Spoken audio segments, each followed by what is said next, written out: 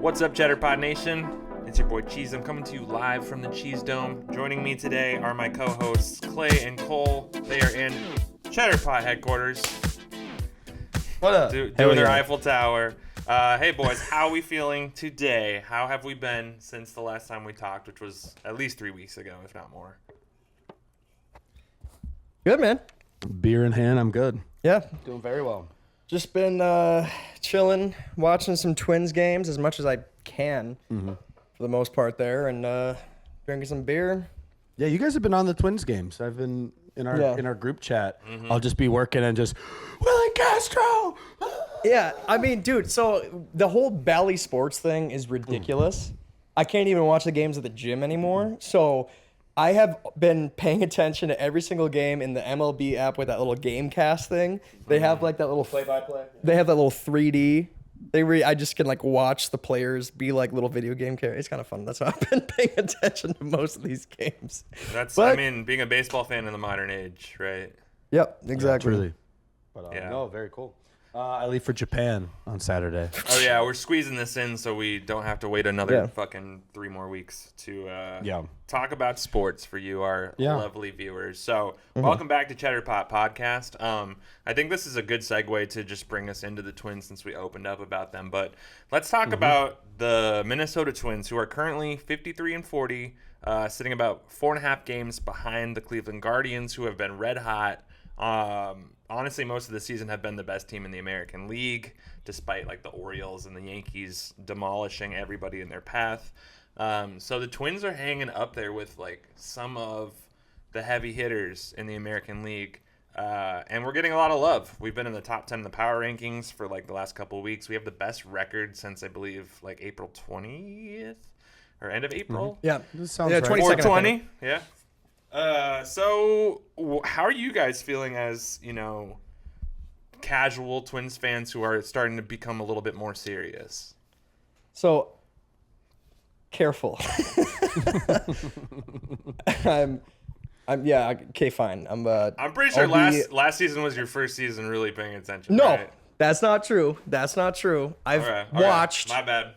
I've watched, but it's just been kind of that thing that I do in the summer, just kind of, casually, sure, whatever. Because you're not like a huge baseball guy, right? Like you're just kind of a Twins No, guy. but I'm like, I want to watch something. So if it's on, I'm there. So I've been paying attention. Last year was like, obviously they were fantastic and it was a lot of fun to watch them.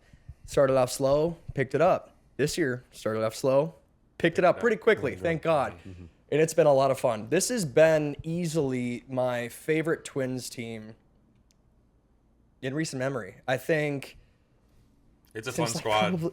Honestly, since probably 2009. Like with, you got Joe Maury, Justin Morneau, Mikey Kadire, all those guys. So it's been a fun year so far. We got Brooks Lee in here. Unfortunately, Pookie Bear has kind of made a napkin, so it's been tough to. He'll be back. I love that saying so much. He's made a napkin. He said this one's not as bad. For those of you who don't know, Royce Lewis is on the injury list again, but it's not as big of a deal this time.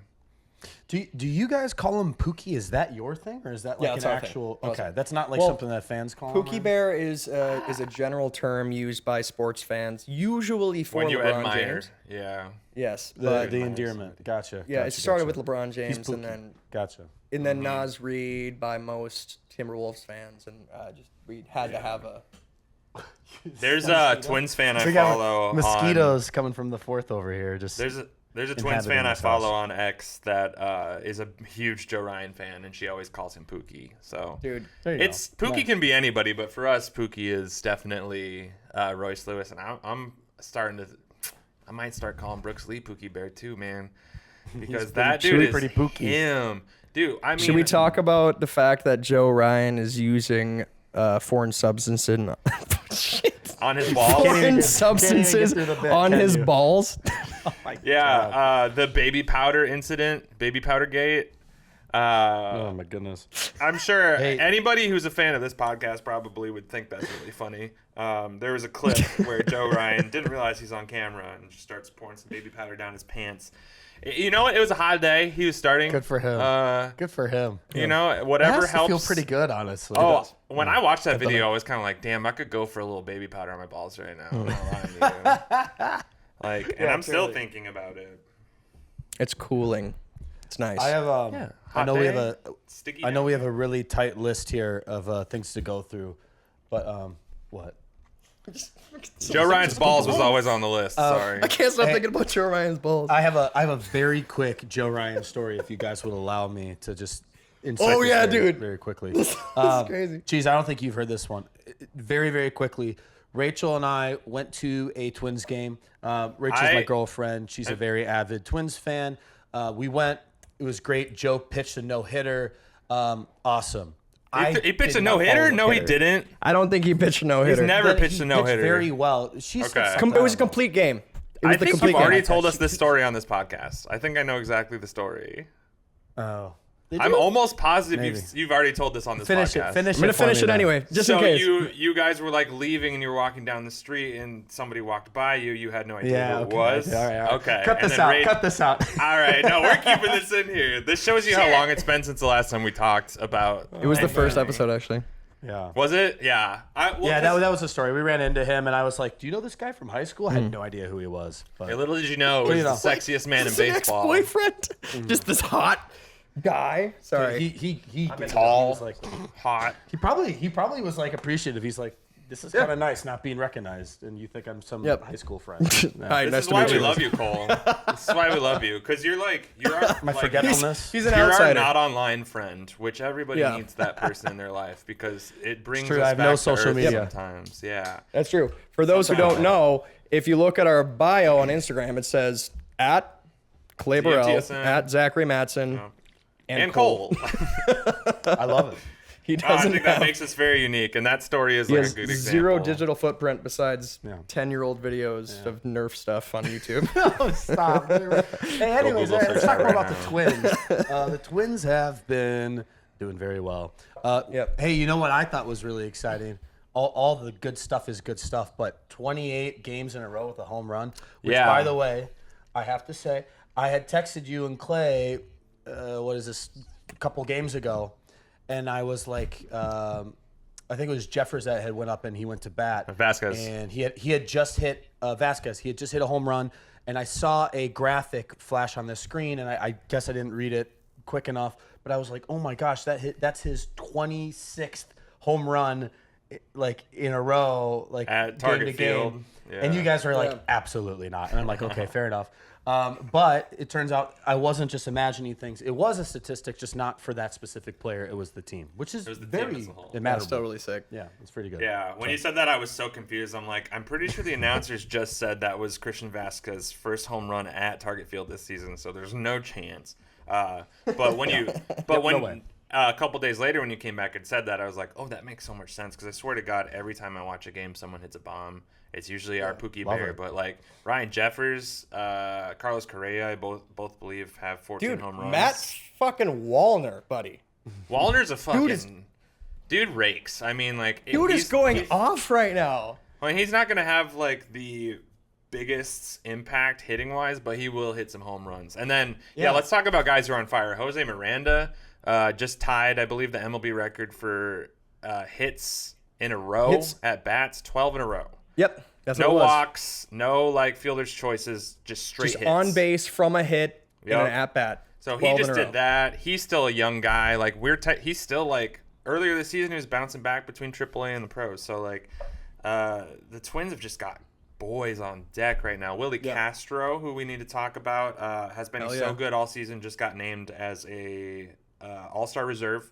I don't know who dropped out for him to get it, but I know a lot of Twins fans were surprised that he didn't get the initial vote, and we only had Carlos Correa as our one All-Star for a team that is, competing to be one of the best teams in the AL. So putting a little respect on Willie Castro's name, that dude's a dog. You can put him anywhere in the field. Criminally underrated. It's a great name, too. Willie Castro just rolls right off the lips. That's a star's name right there. Oh yeah, that is a baseball name for beautiful baseball card name. Yeah, seriously. So this is what I'm saying. So not to get too ahead of myself, but like, we'll see what happens in the end here. If we don't win the division, we're certainly gonna, I think, squeeze into the playoffs in the wild card. Just with how good the young talent has been performing this summer, I just have a really good feeling about a deep run. I think we might have a little Timberwolves scenario where, you know, last year only got a taste of what we can do, but this year, fully healthy, everyone's ready to go, might be able to make a run to the, I don't know, ALCS perhaps. Could be cool. So that would be awesome. Yep. Yeah. I think this team is gonna hold on for a long time. I'm a little worried that All-Star break will just kind of like lose our mojo for a second. But if that even happens, I think we'll just swing right back. So I'm not really worried. Most teams come back rusty. Games to be played. Yeah. Mm-hmm. Yeah, especially dudes in the home run derby. There's that like thing they talk about, how the home run derby kind of like fucks up some guys' swings because they start practicing. They're trying to bomb it. Yeah, they change their swing up for like 4 or 5 days, just power hit, and then they come back and they're like, oh shit, I'm trying to crush everything. So luckily the Twins don't have anybody in the home run derby, but I do think if Pookie did not get hurt, he probably would have got an all-star or a home run derby bid just because he hit, what, like 8 home runs in however many games he was back for, like 20, 21? Oh, dude, I can't remember the stat, but it was insane. It was like 6, it was, I think it was at some point 8 home runs in like 14 games, something like that. Because he came back. But it kept going, and it was even cooler than that. Regardless, dude, just unbelievable. And he's played like, what, maybe 8% of the season so far. I mean, napkin. Yeah. Yeah. Wow. So we have some breaking news that's not exactly sports related, but so what we do this podcast on Thursdays, like right before I go do my little second job where I go umpire some softball. Turns out we had some pretty bad rain over the weekend. Snack wrap is back. Oh. And the field I'm supposed to go ump on is just not recovering. So it looks like I don't have to work tonight, which means hey, we were trying to like get through everything bonus really fast. episode. Yeah, now we can take our time. Boys. Yeah. So I'm all of the mean things that Cheese said to us when we were 5 minutes late have washed away. 45! Along with his 40. Just like the field. I want the record to show, not 45. It did take, they said, hey guys, 3:15 sound good? When we start recording, 3:45? Yeah. Yeah. Guess who Cole was just ready took a long time to get his chair. Guess who was ready at 3:15? I got here at 3:23, and then I had a spill in my car. My plant fell over. That's right. No. Yeah, dude, soil and rocks all over my backseat. Could you salvage the plant?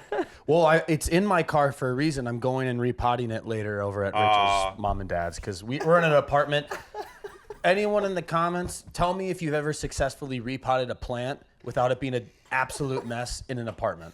Not possible. In the city, by the way. I'm just picturing Cole getting off the exit. Yeah. Fucking plant just... Oh, no!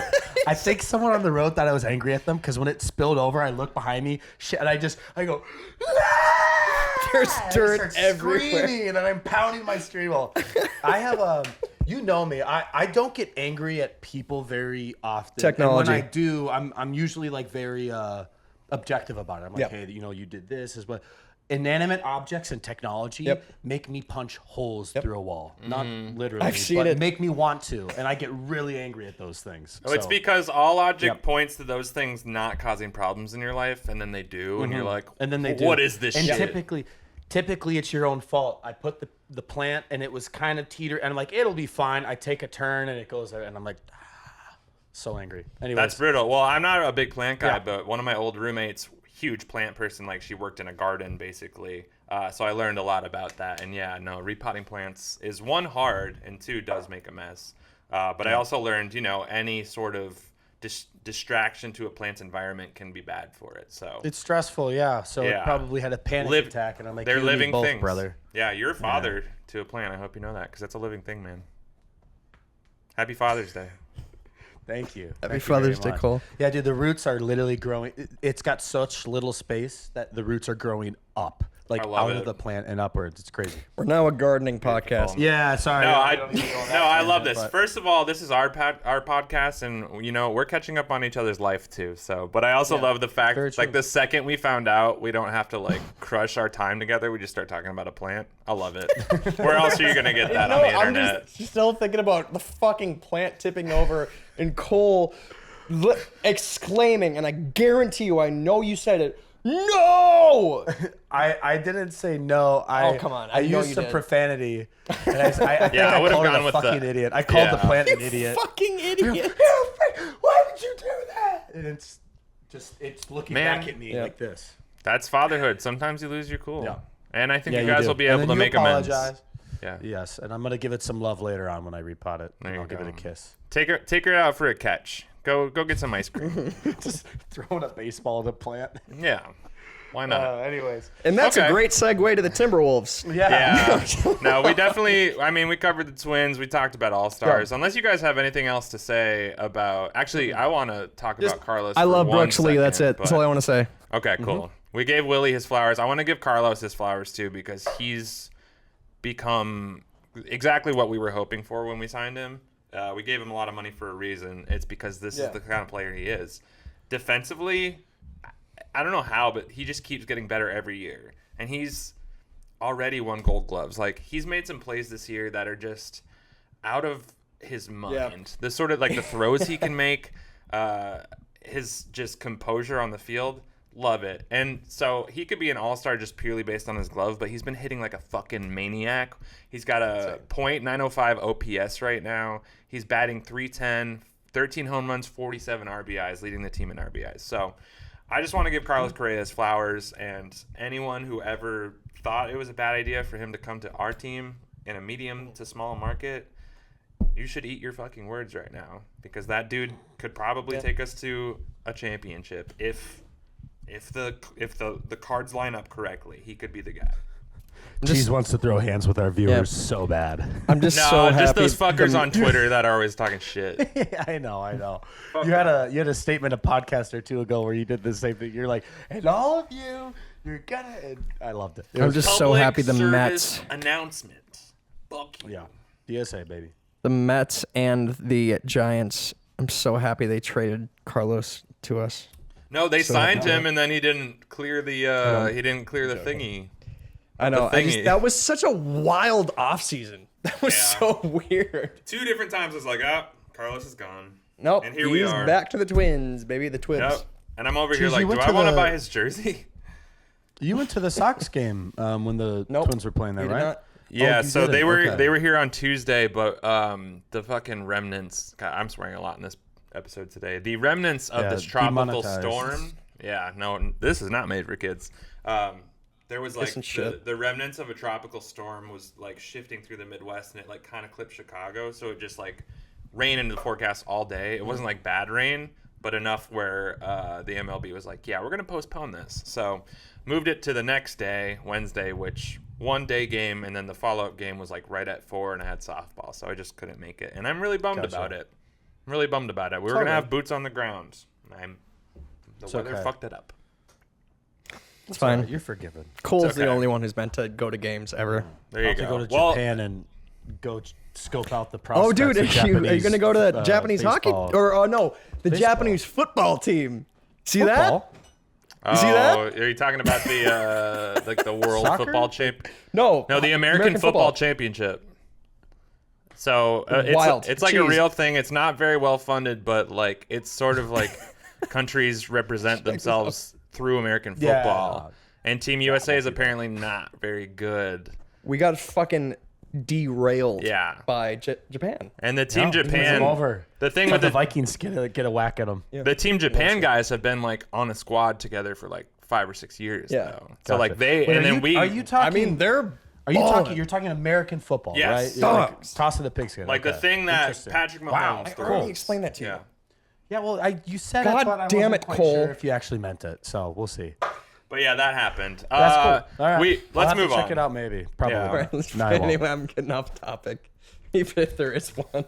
There's not really a topic. Well, we have topics on the list. What's next on our list? Was it basketball? What do we got? Talk about Some NBA draft and some All-Star. I was gonna finish up I was gonna say I didn't get to go to the White Sox game, but the Twins are coming to Wrigley to play the Cubs, so I'll get to see them. I think next month. Oh, nice. I know, right? So now we are gonna move on to the NBA draft, which just happened, and the Timberwolves made a splash. Yeah, they did. Big splash. Traded up to the number 8 pick to go get Rob Dillingham, which a lot of people were saying was the best point guard in the draft. Yeah. And some people even had him going like top 5. So the fact that he slid out and we got him there, huge. So but not only did we gave up for him. Like what did we give up for him? Like 1 pick, right? I think it was a 2031 first round pick. Yeah, and Wendell Moore. 2031 conditional pick or something. That's about the best. Like in terms of trading away high draft capital. What? Trading away something that is 8 years away or 7 years away. Pretty smart, because if you're trying to trade for good picks now, that's because your window's in the next 7 years. You're not worrying about. Think about it this way: the Spurs traded us for a fucking 6th grader. Yeah, that's crazy. That's right. That's how much people have faith in the NBA being a strong organization forever. I suppose, right? Yeah. No, I mean, I love that you guys think that's funny, but I think that's like such a normal thing in the NBA is trading, like, because you only get 2 draft picks a year, so like you can't really bundle. It's wacky to think about it, you know? Yeah. I mean, we're gonna blink and then it's gonna be 2031 and we'll be like, damn, remember when we were joking about those draft picks and the Spurs are gonna use it to draft like Victor Wembanyama Jr. Yeah, we're all gonna back pain and shit too. It's gonna suck. I can't wait. I already have back pain. Damn. Am I clipping? I'm not clipping. Okay. So we not only did we get Rob Dillingham, which a lot of people thought was maybe the steal of the draft, but we also got Terrence Shannon Jr., who a lot of people had being maybe like a top 3 or 5 pick, but was dealing with a little bit of legal trouble that he completely got found innocent of, which was huge. But because of that, he fell a little bit, and the Timberwolves got him. So we've got 2 of the most electric young guards in the draft, joining a team that needed guards, that also has Mike Conley Jr. there to sort of mold and shape the young point guards, and also has Anthony Edwards for these kids to just watch do his thing. And can you these 2 with that much promise getting to play behind Ant and Mike Conley? The future's bright right now, man. Future's bright. Yeah, it's exciting. Yeah, you can only hope they develop the way we think they're going to, but that's very comparable to when the Wild, and I know in a little bit we're going to talk about the Wild draft, but when the Wild drafted Wallstad, people were excited because not only was he an exciting prospect, but on top of that, he was coming into a team that had Marc-Andre Fleury. And so for a young goaltender, again, a position that's notorious for getting screwed up. You rush a player in too quickly. You don't have the right training, whatever it might be.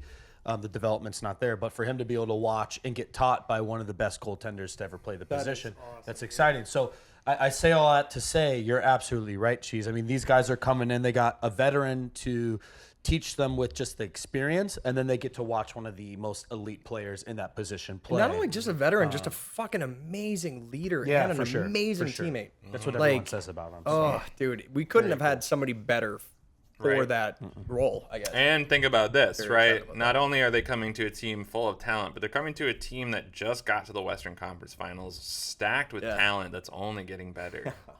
Like Tim Connolly, I mean, that when we made the Timberwolves, when we made the Rudy Gobert trade, and everyone ridiculed Tim Connolly, like this is another situation where I'm like, everyone needs to eat their words. Everyone needs to learn that when things happen in sports, you have to give it time to see how it develops, right? Tim Connolly in 2 freaking years turned us into a championship caliber team and then just drafted these 2 young studs. Like, I mean, you can't be more happy to have a GM like that. This should be a lesson to all sports fans. Yeah. Like, I know it's hard in the moment not to react to things, but you just got to like watch it play out before you start to like sort of judge or assume what the outcome's going to be. Because look at the Timberwolves, man. Look at the poverty franchise. Garbage. Garbage. Western Conference Finals. Piss. Face of the NBA is on our team. We got Jaden McDaniels. Yeah, that's huge. Okay, so we got fucking Jaden McDaniels. They got KD. We got Jaden McDaniels, bro. I'm telling you. So love it. I don't have McDaniels, baby. I don't have too much to say other than I think Rob Dillingham will probably see a lot of floor time.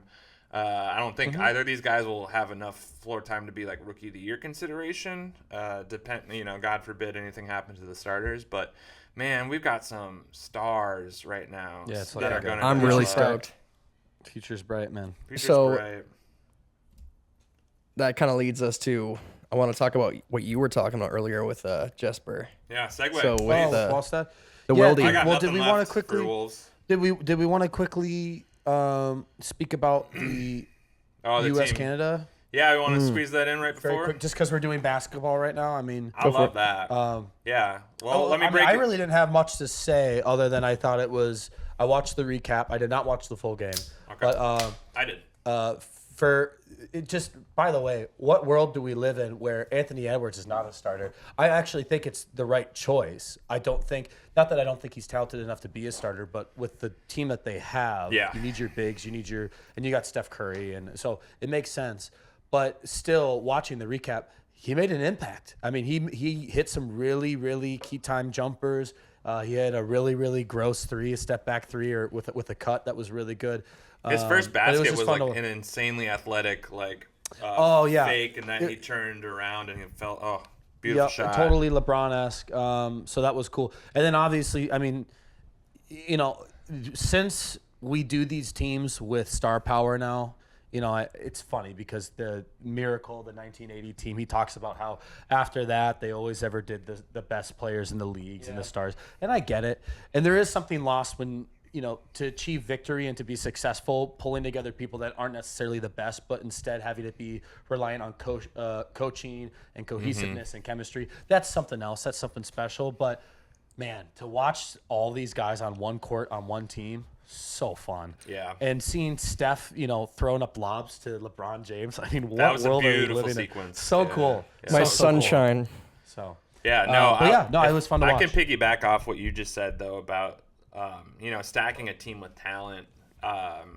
This is exactly why these exhibitions are run, because the offense scored 1 point in the first, 4 minutes. And that has a lot to do with, one, this team's only been practicing together for 4 days. 2, FIBA rules are a little bit different than NBA rules. So Joel Embiid had a really tough time. That was his first FIBA rules competition. So he fouled it out in 12 minutes, which was really funny. But you could tell the offense was stagnant because there just wasn't a rhythm there. That starting lineup was a risky choice because you've got Drew Holiday, Devin Booker, and Steph Curry, who all can run the point. And then you got LeBron and Joel Embiid. So it was just definitely Team USA is trying to see what's going to happen here. But what you said with there being so much talent, what the team has to do and what they know they have to do is they need to figure out who's the guy, and the rest of the rest of the players need to figure out how they fit around them. And this is exactly what Ant just said. He said, "I'm the best player on the floor. They got to figure out how to play around me. I'm not going to figure out how to play around." And he was saying it in tongue-in-cheek kind of way with his his little confidence that he has and his playfulness. But he's right. And last night we saw that. He immediately comes off the bench, scores a couple buckets, gets the energy going for the team. He's the most vocal guy out there. He's just a hooper, and whether it's in the NBA or in the FIBA level, he's gonna go out there and he's gonna get buckets. So I don't know if he wants to play. He loves it. And I don't know if making him a starter is gonna change that. I think him coming off the bench or starting, he's going to be electric. And I think if Team USA just puts the team on his back, and when he's not getting buckets, they let someone like LeBron or Steph step up. I don't think there's any way this team doesn't win gold. But all of that to say, last night was an exhibition against a good Canada team. We didn't even have Kevin Durant. Derek White just is on his way because Kawhi dropped out. So this Team USA team is going to be fun, and we're going to see a lot of Ant. It'll be really fun to watch. We're going to see a lot of Anthony Edwards. To it, man. Yeah, exciting to actually have some representation on these power teams. Yeah, I feel like we haven't had that. I mean, maybe KG, and that was forever ago when he was playing. Yeah. But I mean, since then, not really much there. Yeah. So, and I may be wrong. I don't know basketball as well as other people. So some people might be like, "Excuse me, this." No, you're right. But, I mean, as far as American players go, like Ant's the first Timberwolf since KG to be on a squad. So nice. Yeah, cool, pretty sick. Well, exciting. He's fun to watch. Yeah, I apologize if I said too much there. That's okay. Wait, I think Kevin Love was on some of the World Cup teams though, but don't quote me on that. Yeah, could see that. I want to talk about the Wildy so bad right now. Yeah, we can talk about the Wild. Do it. Also, shout out Nikhil Alexander-Walker on Team Canada. All right. Oh, nah. Dude. All right, so I'm very excited. I don't know what this year is going to hold for the Wildy.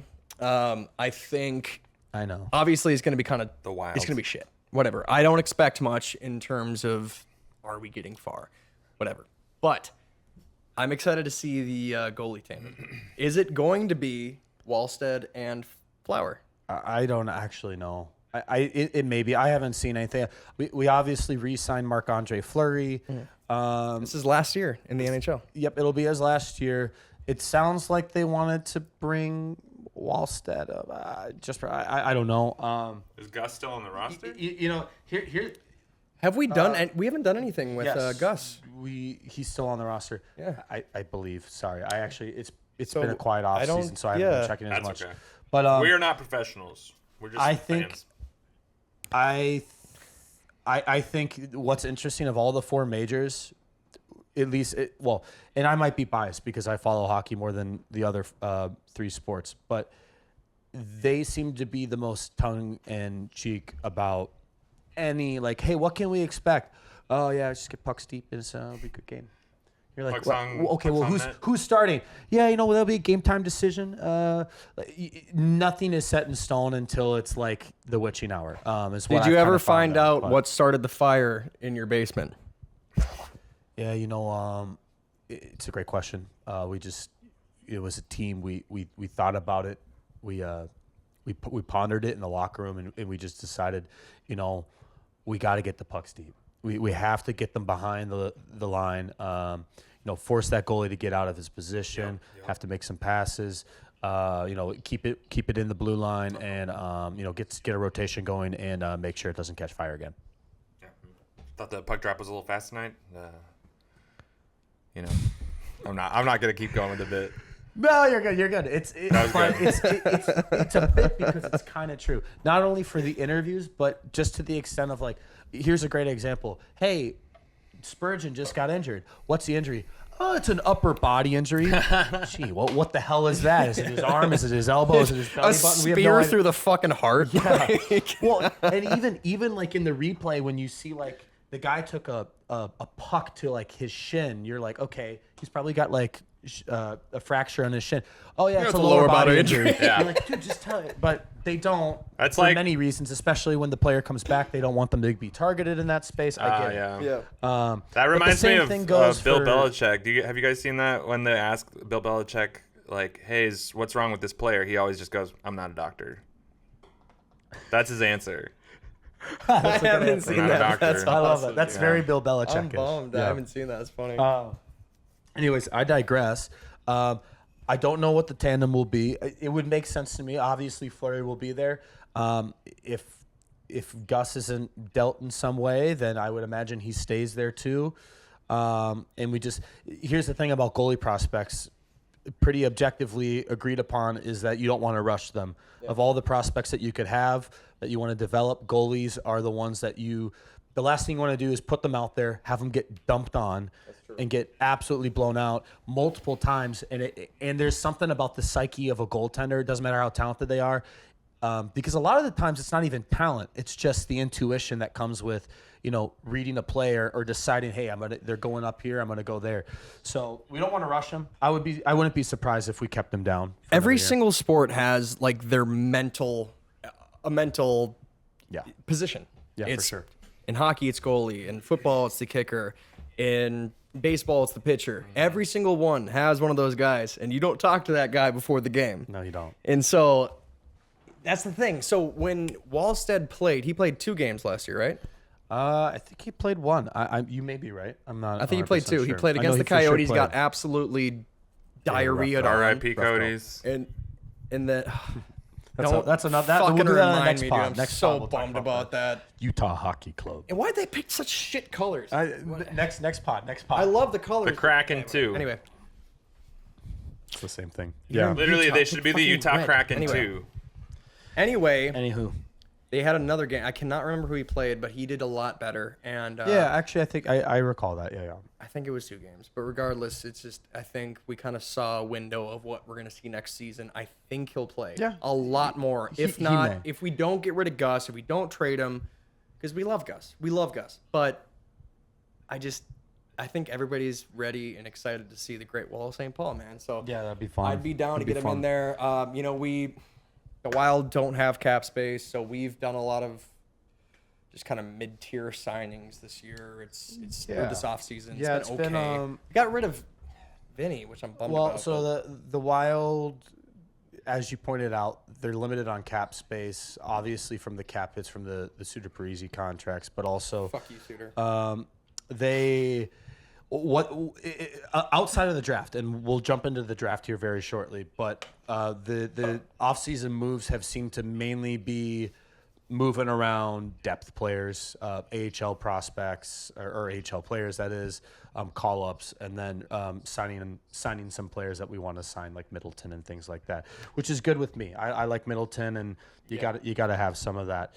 So this next year is without a doubt. Hey, professionals are professionals. There are teams that should not win that win. So this team could go out and they could just find a jump. They could find some level of chemistry that they've never found before, and they could play their minds out, and they could ride that all the way to the to what we want. But realistically, this is a year that will be most likely mediocre again, if not below the level. I don't know if we make the playoffs. It's tough to be a fan of a team and ever wish them to not win. But if there was ever a year to just kind of bottom out and get a good pick, it's this year, because the next year you roll into a year where you have all that free cap. You're going to have one last year with Kirill under his current contract. And so you want to ball out and you want to play really well. You want to bring in a lot of talent and you want to show that you can compete. So we'll see. We'll see what happens. You know what this feels like? This feels like the year after an artist you love drops just a super mid album. And they take this gap year before they start getting in the studio again and writing again. Yeah. That's what it feels like. It feels like we're just kind of trying to figure out what's going to happen. We're existing. We're honestly existing. Because everyone knows 2025 is when we're going to get back into the swing of things and try again. This year is just kind of like a fucking experimental. What happened? But you know what? It's actually interesting because our coach literally, he did an interview about this, and they're like, "Hey, what's camp look like? You know, what are you trying to do? What's the goal?" He goes, "We're just playing around with lines." He's like, I am throwing players all over the place. He said, expect early on in the season that we're going to be jumbling lines because we just want to see who can play with who and go from there. So transition to the draft? Yes. Okay. Does that sound good, Cheese? We'll do that? Love it. So we got some good in Minnesota sports. It sounds like we got some really great GMs and scouts and people picking drafts. I am because pleasantly the Vikings had a really good draft. Oh my the Timberwolves had a great draft. Best draft out of anyone, and, by the way.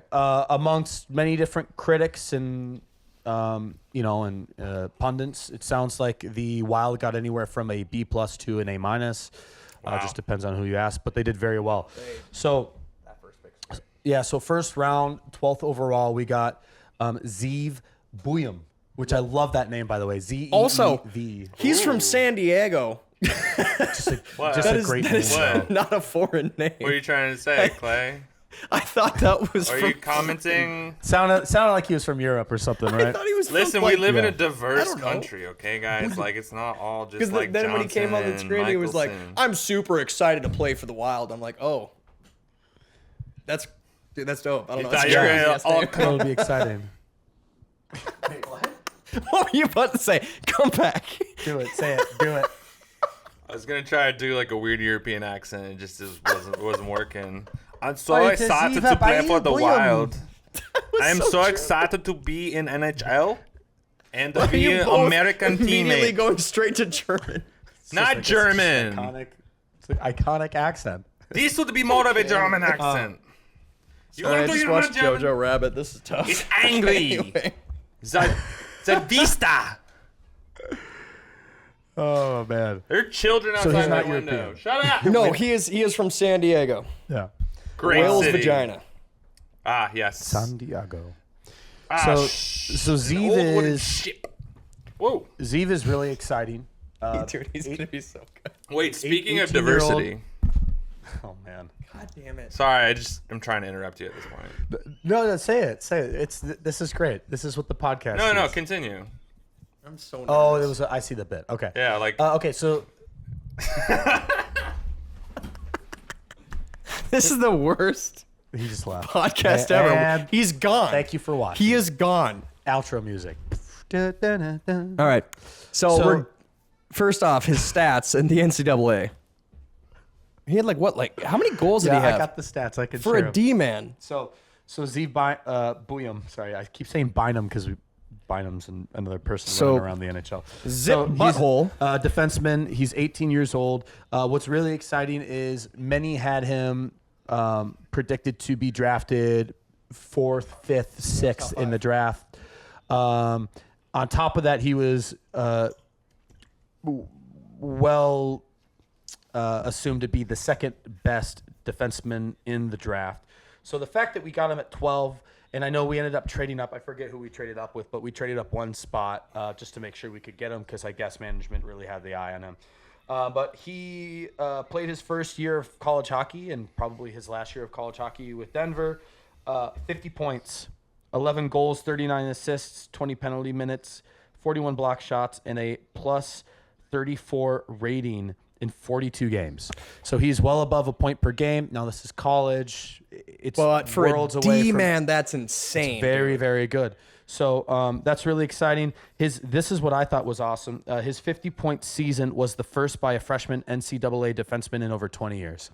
I didn't know that. So very impressive there. Woo! And then a note that I had jotted down was, and I already had mentioned, was considered a top 5 draft pick, second best overall defenseman, and many consider him the steal of the draft. That's we drafted well in the other rounds, but he was kind of what launched us up into that. They did a good job. So, also, national champion. Yeah, champion. Just player, like which is good. JJ McCarthy. Just like JJ. Which is never a bad thing. That's always something that you love to see with any kind of player you have coming into your league. I like, dude, honest to God, this is the most exciting draft year in Minnesota sports. Across the board. For sure. That I've seen maybe ever. Yeah. And what's interesting is it's not like we even, I mean, I guess JJ, but it's not like we got any paid the whole team just to get one star player, which is typically what gets people really excited is they get that dream, the Caleb Williams or whoever. Got Dallas but we just got really solid players in every position, which is exciting. God. All right, just I know the Wild drafted 6 players throughout the whole draft. I just got the first 3 because those typically are the most significant. Yeah. Second round, 45th overall, Ryder Ritchie. He's a winger. Yep. He's 17 years old, played 47 games in the Western Hockey League in the 23-24 season, 44 points, 19 goals, 25 assists, second most among team skaters, and he had 24 penalty minutes. And he was the WHL Rookie of the Year.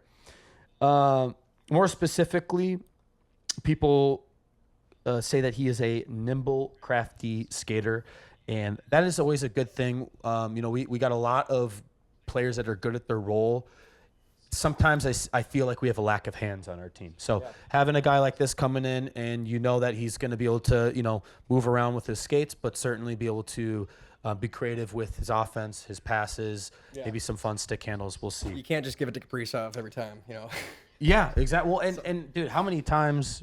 Quick little side note: how many times have we seen Kaprizov make just a glorious play, throws it, it's in the slot, no one's home, or makes a pass, and just the player's just so unprepared for the pass.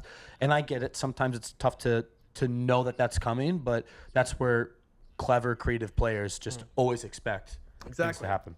And then finally, fourth round, 122nd overall. This one was really interesting. Typically in a fourth round, good players can come out of the fourth or fifth round or sixth round.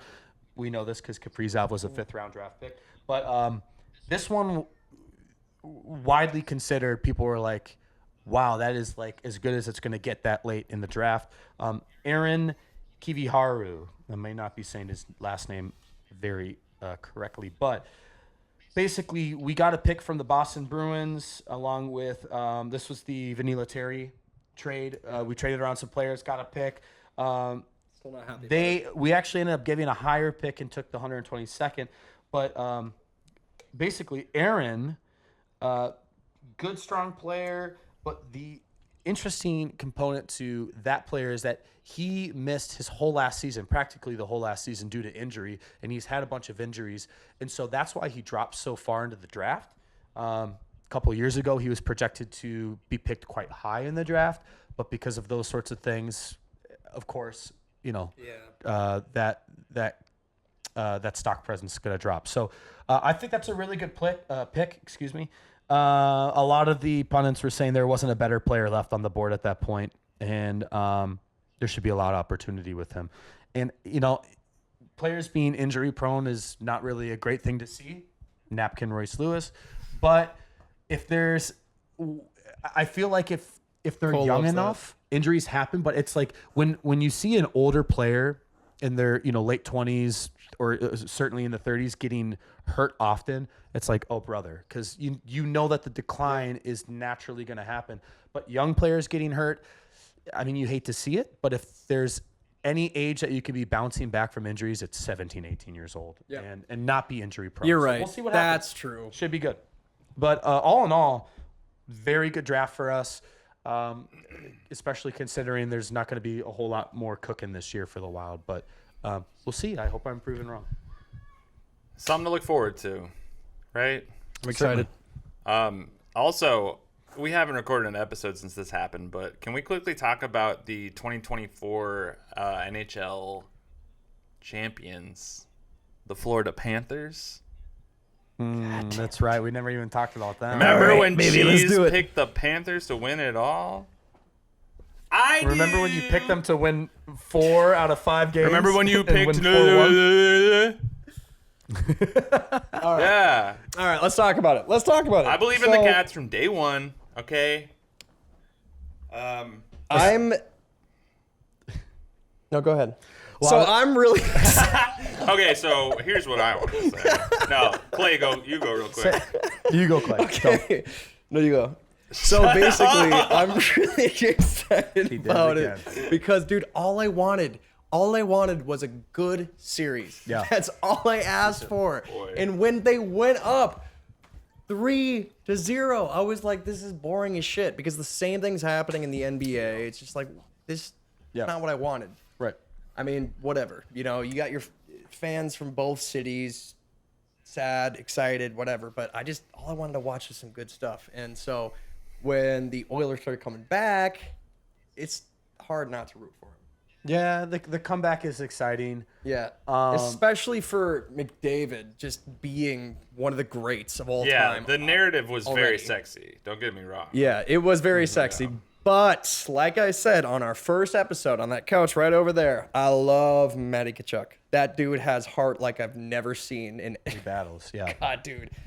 And when he hoisted that cup, I was like, yeah, this is fucking sick. Oh, yeah. No. I am hyped right now. I definitely busted. Dude, and oh my God, and Boop-Titsky. Boop-Titsky. Dude, that dude goes off.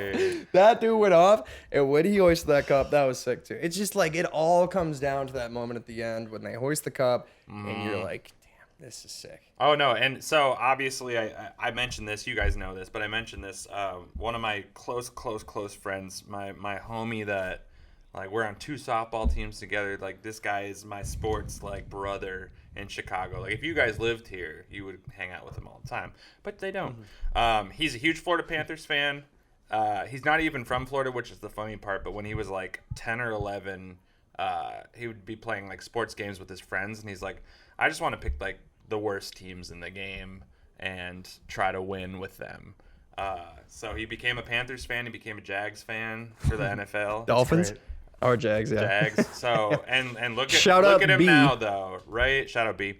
Yeah. But yeah, he just decided to pick this team, and he's watched like every damn game for the last couple seasons. Like he's kind of like me. He's a sicko where he'll record it and just avoid all noise so he can watch it on his own.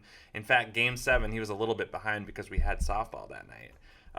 So I remember jumping into the game and seeing, like, I knew the Panthers won before he did, and I like couldn't text him because he turned his phone off.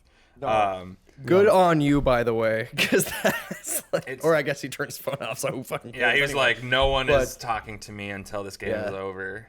I just want to say congrats to him, man, and like to all Florida Panthers fans, because like that team, up until recently was also kind of a laughingstock. So it's good to see that franchise kind of.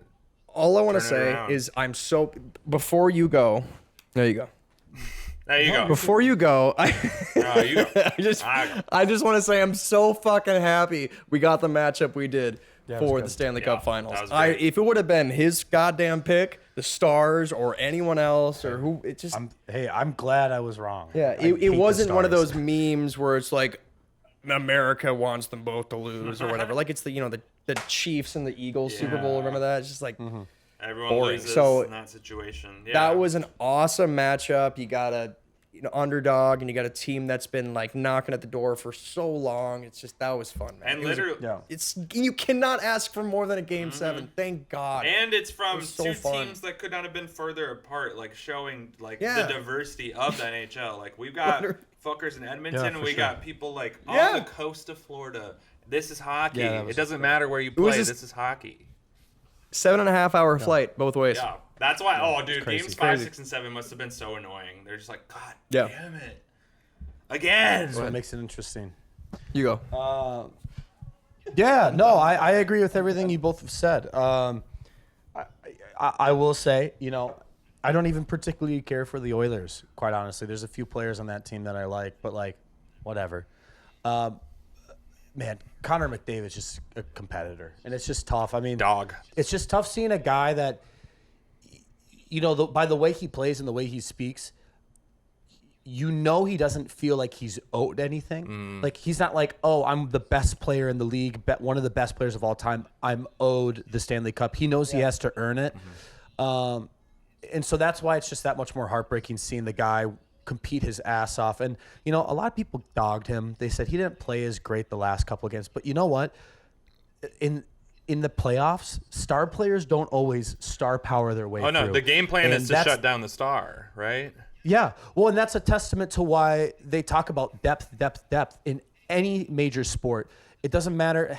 Actually, I would argue maybe one of the exceptions, sometimes it seems, is football. Yeah. I know in football you still need a complete team, but sometimes, like, God, that running back or that quarterback or that receiver can just like pop off. Actually, the same way that a goaltender in hockey can. But I think it's much harder for a forward or a defenseman in hockey to steal the show and more easy for a goaltender. Nonetheless, very exciting series. I'm with Clay. I'm so happy it went more games. I'm totally content and happy with the Panthers winning. I remember being at Grand Canyon University my junior year of college, listening to, on the NHL app, listening to the Panthers radio broadcast of them trying to win. Like, it was the last regular season, and if they won that game, they would go to the playoffs.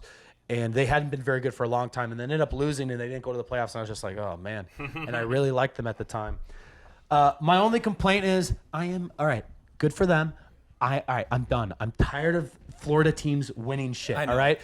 The Bucks, the Dolphins, the Lightning, the Panthers, the Marlins, the Heat, all of their major sport teams have won. So did you say the Marlins?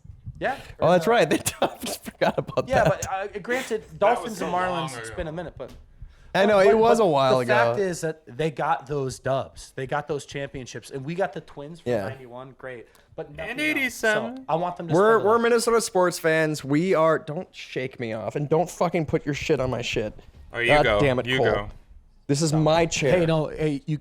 Hey, you go. So I do want to say one thing. No, I do want to say one quick. No, thing. I do want to say one thing. You go. So I want to say something. No, you go. So Cheese, he got the prediction right. Can I go? However, Clay, what did you wanted? You said Cats 4-2. I said Cats in 5. In 5 games. Yeah. What did you say? You said a sweep. No, he didn't. You said 6-2. I thought I said I think 5. he said Cats in 6.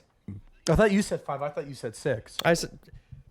Anyways, It was probably something like that. I said 7. Roll Oilers tape. and 7. Roll a tape. Although I got the pick wrong, I got the amount of games right. So You said it was going 7. man. Yeah. he knows Puck. Hey. I do want to bring something back before. No, you go. So I do want to talk about how at some point recently, I think it was last episode or the episode before, you asked a question, and I want to bring this back up and let's revisit this question. Remember, we still have Cole's correspondent corner. So No, but and unlimited shut time. up. So no, not for me. not for him. He has to repot his plant. That thing's burning up in that car. So Soil and all. So Connor McDavid, you asked if Connor McDavid loses in the playoffs. I think they were about to lose, and then they came back and won that series. I can't remember which series it was. But yeah, does he get traded or does he does move? he want to leave? And I No. said 100%. And now, all of a sudden, after we said that, Stanley Cup Finals, Game Yeah. 7. So- Where do you stand on that question now? No, absolutely not. He does not leave. Specifically, when you look at all the off-season trades, I mean, the Oilers are all in, man. Yeah. They traded everything they possibly could, even pieces that are good, but maybe they analyzed everything and front office goes, all right, we need to move this here. They got some really great picks. So, or not picks, but rather trades. And they did it with fucking Stuart Skinner. Yeah, What he a played really well. beast, So, bro. I do not think McDavid leaves anytime soon because I think that proved to McDavid not only that he can compete, but that his team can compete with him, and he knows that they can go the distance, and they were that close. And I just figure, dude, I just put myself in his shoes. I'm like, you get that close with the team. Yeah, you got to run it back. You don't jump ship. Yeah, you got to run it back. I mean, it's his team. He's like Peyton. Yeah, and we'll see next year Yeah. if they get swept in the first round or don't even make the playoffs. Who knows? Wait, okay. But, Correct me if I'm wrong, but I thought I heard Draisaitl's probably not coming back. Oh, No, he is. I didn't He hear is? that. He'll be coming back. I did not for hear sure. that. Okay. For sure. Maybe swear I'm to wrong, God I but heard that. I would be there's- shocked. There's no way you don't. You don't- Considering the two of them are the best tandem. That is the in best all of line in hockey. the That is the best line in the Okay. league. Not always throughout the playoffs, but yeah. So we'll see. Who knows? But I would Yeah. be shocked. I would be shocked if he did. Because are they paying Draisaitl like a max contract? Like, is he making the money he deserves there? I don't think so. So that's why I mean, thought he might be gone, is to just go get a bigger So here's the contract. thing. There's two schools of thought here. So Draisaitl's a great hockey player. He's an awesome scorer, but dude, is he as good as he is without McDavid? That's fair to say. Yeah, just like when a you good play question. with like It's a Anthony fair Edwards, question. you get better. I mean, dude, it's like that line is just ridiculous. Draisaitl's awesome. And He's he my has a first cool pick name. in fantasy this year. Yeah. I love him to death. they're not gonna get He's rid a of little rat, but Okay, well that's Love good the because I would like to see the Oilers run it But back. I would like to see we'll Connor see. McDavid win a championship as long as it's not against the Yeah. Panthers or the Wild. So, well, I guess they'd meet in the West very anyways true. for the Wild, but that'd be dope. I'd love to see the Oilers back, man. That was a great run. That was a fun It was series. very fun that whole. Are you okay? Yeah, Shoot. I was gonna say I want to move it over to a little bit of Lynx talk before we go to Cole's Corner. Are you guys good on NHL Okay. stuff? Yep. Yeah, I'm you good on take that. it. Okay, so for my WNBA fans out there, the Minnesota Lynx are currently 16-6, sitting in the number 1 spot in the Western Conference. We have the 3rd best record in the WNBA. All this from a team that wasn't expected to do very much this season. Suddenly we are title contenders, which is fucking awesome. We had the Commissioner's Cup game that happened not too long ago. For those of you who are not aware of the Commissioner's Cup, it's basically like the in-season tournament that the NBA does, except there's no like crazy pageantry in Vegas about it. What happens is you play some pool play during the season, and the two best teams end up facing each other to play an exhibition game where the winning squad gets to split $500,000 amongst the players and the coaching staff. So the Minnesota Lynx met the New York Liberty in that game. The New York Liberty, who have the best record in the WNBA and finished second best in the WNBA last year, losing the championship to the Aces. So all that to say, no one was really picking the Lynx coming into this game to win. But guess what? They fucking won. They won 94-89 in a very good game. A very good game. Led by our homegirl, Nafisa Collier, who is a all-star and is playing like an MVP. We also have Kayla McBride, who is shooting the lights out. I think the best shooting percentage from the three-point line in the WNBA. And then, just everybody else doing their thing right now. We picked up Courtney Williams in the offseason. She's been a dog at point guard. Damn, these kids are going crazy out here. They've never done this before. Do you guys hear the kids outside my window? No. I hear absolutely nothing. Okay, good. I hope it doesn't get picked up, but they're fucking on one right now. And then I also want to give a big shout out to Bridget Carlton, who's been just absolutely clutch. She was so big in that game, the Commissioner's Cup game. So keep your eyes peeled on the Lynx, especially as the playoffs come up. We've got the All-Star game. Also, Kayla McBride, also an All-Star. So Minnesota Lynx, if you're a hoops fan and you've been interested in watching them, I'd say give it a shot. WNBA League Pass attached to YouTube TV is only $16 a month. So if you want to watch, you got options. Yeah. That's all I had to say about the Minnesota Lynx. Do you guys have any questions? Do you want to know anything about the Minnesota Lynx and the hoops? No, it's good hearing you talk about it. I don't follow it as much as I should, but it really is exciting when you just mention everything that's going on, and it's good to keep in the loop. To be quite honest, and I probably would be able to do it more easily now because a lot of sports have slowed down, but it's really easy for me to get sports fatigue, quite honestly. I know we have a podcast about how much we love sports, but dude, when there's a bunch of sports going on and we just got into playoffs, and it's when all the playoffs were done, I was kind of and that the same reason I haven't really been watching the Twins. It's just I feel like I can kind of give a little more attention to other things that I have going in my life, other hobbies. So I have nothing else going on in my life, so that's why I watch the WNBA.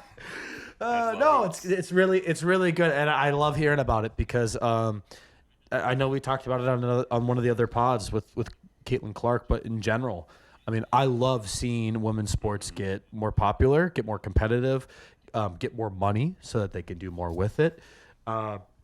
There was a podcast I was listening to not too long ago where the guy that does the podcast had a guest on that was a professional women's golfer, and I did not realize until she talked about everything with that whole racket that they quite literally, just because they don't create as much revenue, they get really crappy cameras. They don't get the ball tracking. They don't get and the issue with that is, okay, if you don't get that, it's not as enjoyable to watch for some golf watchers. Mm-hmm. And then because of that, you're not getting revenue, and you kind of get stuck in this cycle. So yeah, it's a trap. I know golf's a little more niche because following the ball out in the open like that, or getting the right camera shots on a golf course is different than just having good cameras within a stadium or an arena. But it's a good point that with lower revenue, a lot of these women's leagues don't get the due that they're deserved. Mm-hmm. And a lot of these athletes don't get paid nearly as much as they should compared to their counterparts. So, no, I love I say all that. I digress. I really like hearing you talk about it. It's good to know what's going on.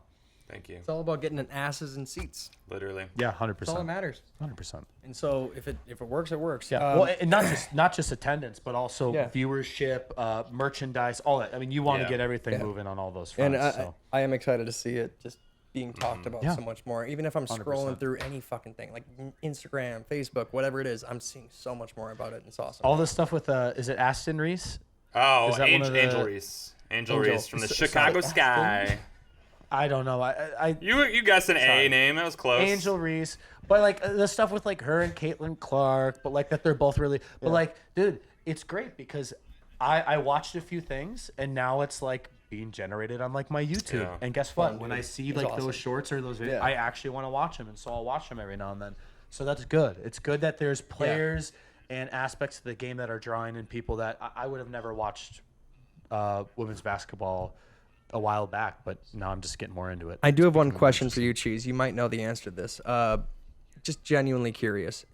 So the logo for the Lynx, very, very similar to the logo for the Timberwolves. Is there any sort of, is it the same designer? Yeah. So, I mean, I feel like it's gotta be. It is. The Timberwolves are owned by, or the Lynx are owned by the same people that own the Timberwolves. So it's all together. I was just curious. Yeah. Well, especially when we had the old Timberwolves logo, they were the front facing. Yeah, I meant the new one, like specifically with the.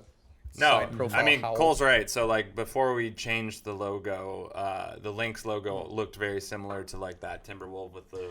And then when we... the Lynx have a new logo? Yeah, and when we redesigned the Timberwolves logo, they kind of changed it, too. So now it's more of, like, a side profile. Yeah. So cool. Okay. And the colors, they changed the colors, too, to be a little more, like, blue and green. They used to be, like, very, like, that lighter blue and... a lot of green. And I love that they're doing that. It's just like it's the counterpart. It makes it easier for like fans of the NBA who are like, oh, I recognize that. Yeah. Like the LA Lakers, like the Sparks are also purple and gold. A lot of teams do that. There's less teams in the WNBA now, but I remember the Detroit Shock were like the blue and the red that the Pistons are. The DC Mystics have a very similar color pattern to the Washington Wizards. So, you know, it's all about keeping the brand strong. And I think that we are just at the beginning now. But I think we're going to get to a point with the WNBA where they don't have to have, especially the Lynx, don't have to have like Mayo Clinic across their jersey. It can actually just say the Lynx, and they can do smaller patches. So hopefully with the growth of the game, there's a little bit more professionalism for the women. Yeah. Right. But 30 years from now, it's going to be way different. But it is time for... this is actually a perfect transition. Corner. Did you just say Clay? He said Clay's. He said Clay's correspondent. Maybe you guys should have different fucking names.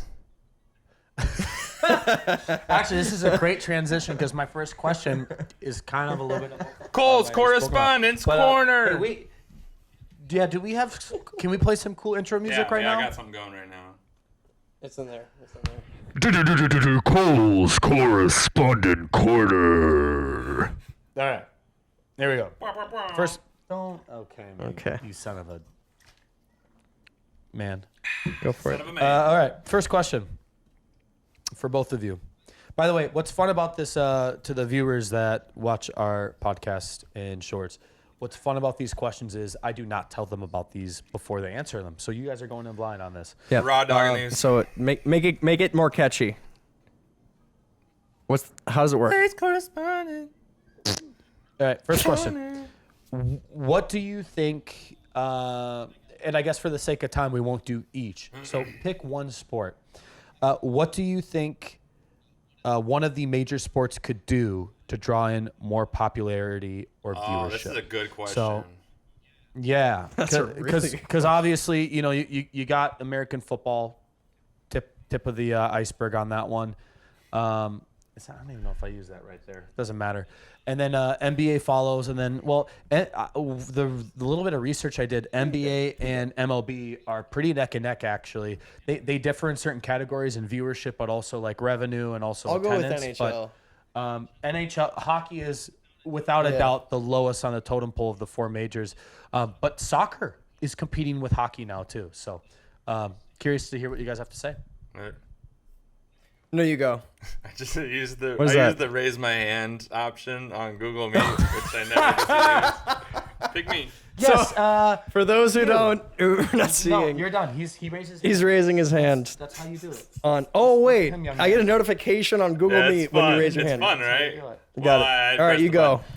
So my idea to draw in more viewers is for the NBA, and I think what the NBA needs to do is have a jeans night, where all the players wear jeans, especially tight jeans too. I want skinny. Oh my god! You know, I think if just one game for every team a season, jeans night. Are they wearing jerseys or is it just everything up top is normal, but they're just wearing jeans. Okay, but then they have jeans. Really tight jeans that are definitely going to limit their mobility.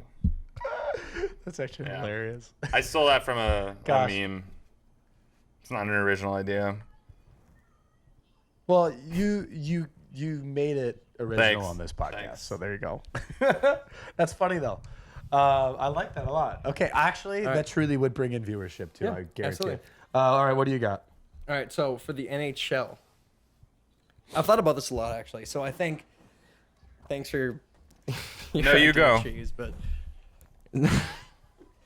so I think, legitimately for the NHL, what they should do is, I mean, it all comes back to advertisement, right? But it's how they go about it.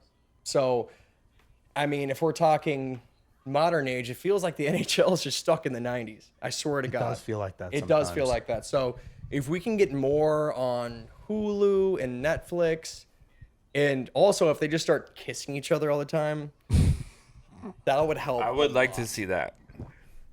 You know, I'm supposed to have 2 serious questions and then 1 joke question, and you guys are making the serious questions joke questions. But they're funny. It's funny. You guys are doing a good job.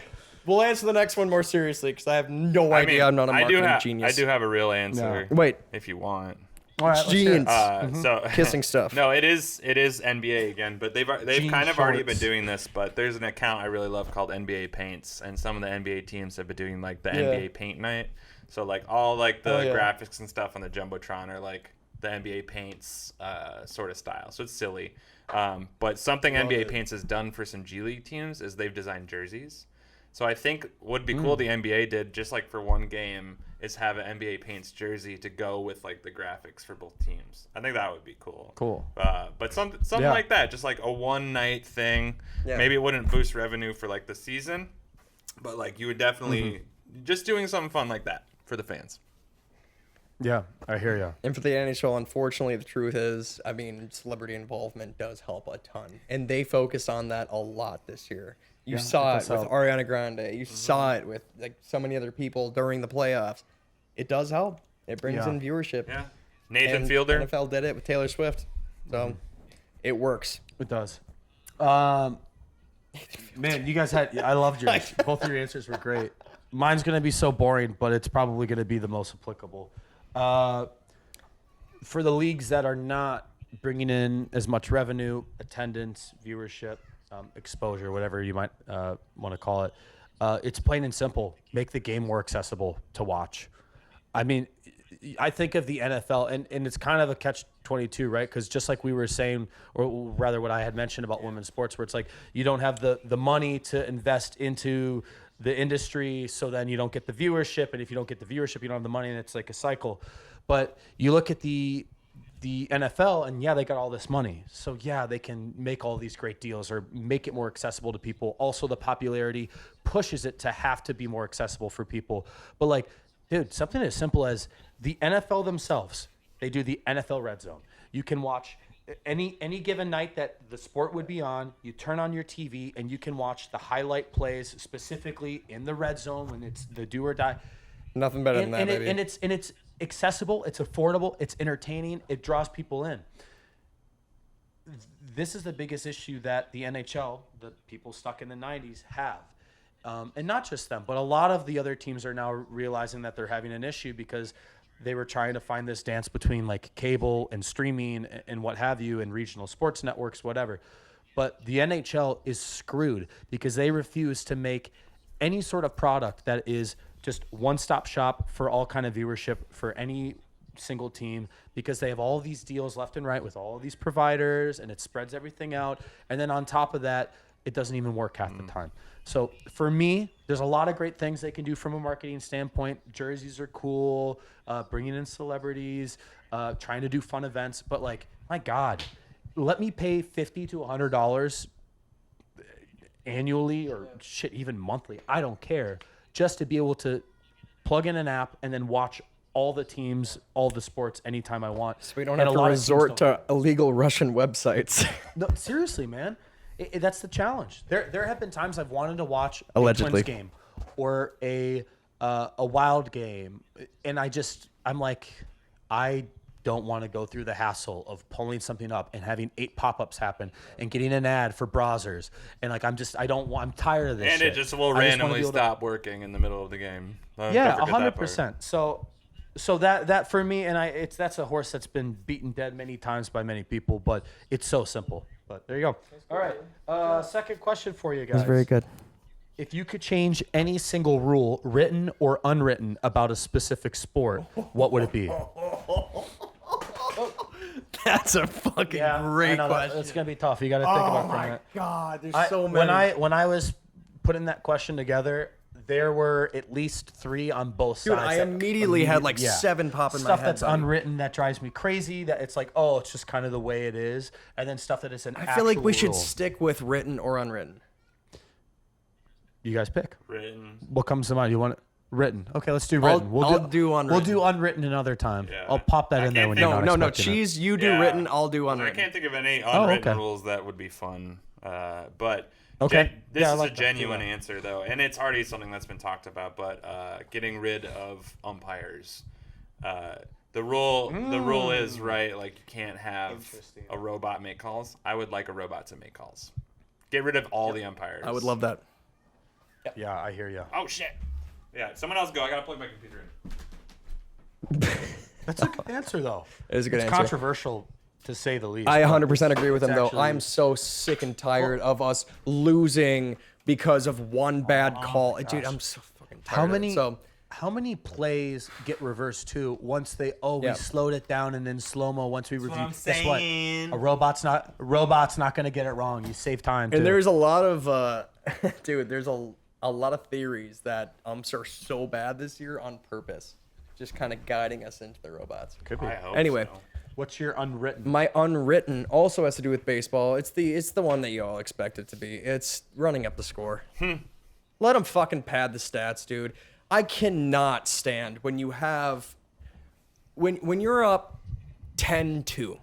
Let's say you're up 10-2, and you got a guy coming up with bases loaded, and he hits a grand slam, and the coach on the opposing team goes on for an interview at the end of the game, and he's like, that's not okay. You can't do that. That's not. It's like, dude, this is a game. You're not gonna stop trying. These dudes are competing for contracts too. Also, they want their stats. Yeah, these guys have to get paid, and they have to look good, and they have to. Dude, like, why would you not let them do that? Shut up. Stop being a fucking whiny little puss. It pisses me off so much. No, I hear you. Let them run up the score. Let them run up the score. Amen, brother. You can even say that about basketball and football. Like, just let them run it up, bro. You'll find yourself on the bad side of that and the good side of it plenty of times. Yep. So Absolutely. no, good answers. We've been on the bad side of it many times. You know, it's funny, Cheese, because you kind of hit the proverbial nail on the that. grand. Yeah, because a lot of the issues or challenges people have with written and unwritten rules within sports, most oftentimes come down to reffing. So Human for error. me, I was, I'll give you my official answer, but I'll give you a quick few ones. Foul calling in basketball, I know it can be tough, but like the baited fouls where you just jump into someone and then shoot it gets frustrating to me. I understand that it's like, if everyone could do it, everyone could do it, and not everyone can do it. So some players are very good at that. Embellishment. But it frustrates me. They It did feels like fix that this embellishment. season, by the way. It got better. There's still sometimes that calls get frustrating. On that same side of the coin, technical calls are absolutely wild because people get called for the silliest things, and then people do not get called. More for human bullshit. That's ego. Yeah, we had a front line or a front seat ticket to that with the Nuggets Timberwolves series. Yeah. Oh, but again, yeah. that goes down to reffing, right? With the umping. What my answer is actually funny because it's a little bit of an inverse of this situation. So if you're gonna do robots, great, because it will call the play dead every single time. My issue is offside calls in hockey, and specifically on plays that lead to goals. So what's frustrating to me is, again, do the robots great because they'll call an offside before a play even happens. It'll be in the moment it happens, it'll say, hey, and then you know what? If you want to even review it after because maybe the system got it wrong, so be it. But what's annoying is when a play is not called offsides because the linesman did not get it. And then they proceed to spend 3 minutes working really hard, making great plays, passes. They get a goal, a grinding goal. It could be at the end of a game. And then The other team goes, hey, we're challenging it. They review it. The guy was offside by a centimeter, and then they take the goal back. That drives me crazy. For me, it's either, okay, if you're going to do people as the ice refs, if they don't call it, they don't call it, and then live by it. You're right. And you know what? I'm sure there'll be times they'll replay it, and it's even if it's egregious, the offside, it's like, oh my gosh, he was offside by 2 leg strokes. You know what? The ref didn't call it, and then so be it, because refs are human. But I get so tired of plays being called back. And dude, even last thought, even games where like maybe they scored the tying goal against the Wild, and then they review it and it was barely offsides and they call it back. I sit in my seat and I'm like, well, great, yay, like, we're gonna win. But like in my mind, I'm going, shit, that little technicality, but they fucking deserved it. They worked so hard for that. So that's my thing. It is weird. I hate offside calls. That's a good point. I think that if you don't call it in the moment it happens, you let it go. I think that should not be reviewable at the very least. So there you go. Yeah, either do the robots or don't. All right, Yeah. Rap. I like that. That's a good Bring take. us home with the silly. Final question. All right. Who would win in a fight to the death, Pookie or a full-grown, pissed-off house cat? The fuck? There's a follow-up to this. This is round 1, and then he has to fight something after this. But What who are we would talking win? about? How many pounds? This is a big house cat. This is as big as it gets, and it's pissed. Is it fat or is it built? No, it's big and built. Well, how old? 4 years old. So it's in the prime 4 of its years life. Male This or thing's a stray, Male or too. female A cat? stray that was brought into the house. Male or female cat? Female. Oh, cat. way scarier. Shit. Cole, I mean, this is a great question. Pookie. I mean, a human beats the cat. Right? Yeah. You got to give me Pookie, but it's close. But there's some wounds, and then following that I'd say the cat. Whoa. right after, Pookie has to fight. Oh, you're taking the cat over Pookie? It's pissed off. This is to the It's death, though. massive. This is to the death. Oh, to the death? Yeah, like why are you going either, this deep? Either he pile drives this cat into the ground, or he gets scratched to death, I guess. This is supposed to be the silly question. Don't think so. All right. Pokey. I'll pick Pokey. All right, follow-up question. Right after he fights the cat, he has to hop in the water and fight a great white shark. Who wins? Ooh, Pookie. I'm more worried about the cat. Frankly. He goes, Pookie. Pookie's punching I'm that gonna be motherfucker honest, in the nose. I don't think Pookie's getting in the water. I think he loses the cat. Okay. He's not even like making it. it to the water. It's a cat versus a napkin, buddy. I think he beats the cat, and he sustains some injuries because cats are feisty. And I think he gets in the water. No. And I think the salt water hurts his wounds, and he's in pain. And then he's not aware that the shark's coming for him. And No, he gets eaten. he's bleeding. He gets in the water. The shark gets him and knows you go. exactly where he is because of go. the blood. There it is, full circle, and that is how is Pookie Cole's dies. corresponding corner. That Thanks was a for joining. fucking horrible question. Thank you, Amazing. though. All right. Well, thank you guys for joining us for another episode of Cheddar Pop Podcast. Please follow us on our socials because sometimes we use them. For Clay and Cole, I've been Cheese. Thank you so much. We'll see you next time. See ya. Love you. Bye, Pookie.